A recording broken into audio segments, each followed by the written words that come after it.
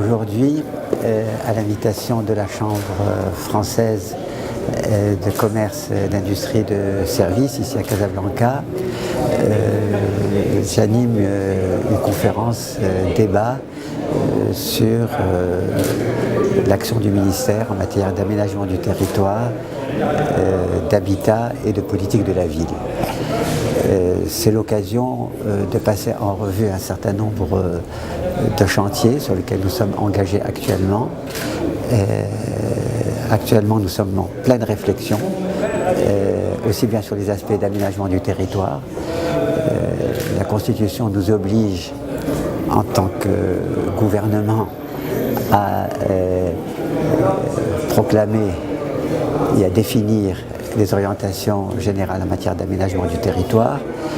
Le Maroc a une histoire dans ce domaine. Dans les années 2000, il y avait une expérience innovante. Aujourd'hui, compte tenu d'un certain nombre d'évolutions, on est appelé donc à actualiser disons, ces orientations en matière d'aménagement du territoire. Et nous sommes engagés dans une réflexion. L'aménagement du territoire, c'est des orientations, mais c'est aussi tout le processus de définition de ces orientations. Et ça ne peut être fait que par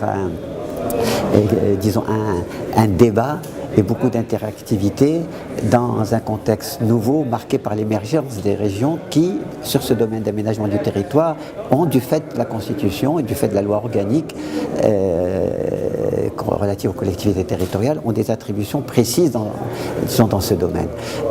Nous espérons, dans un délai de 6 mois, 7 mois, arriver à définir ces orientations ou cette actualisation des orientations, sachant que un certain nombre de régions ont déjà commencé à élaborer ce qu'on appelle les schémas régionaux d'aménagement du territoire, c'est leur attribution.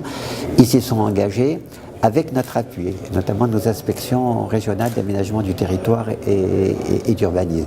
Donc il y a un processus en cours. Et cet aspect d'aménagement du territoire, c'est un élément important parce qu'il permet de répondre aux grandes problématiques liées à cette pression démographique sur les villes en particulier, sur le littoral, la question des zones sensibles, la question de la montagne, la question du monde rural, l'articulation urbain et le monde rural, etc.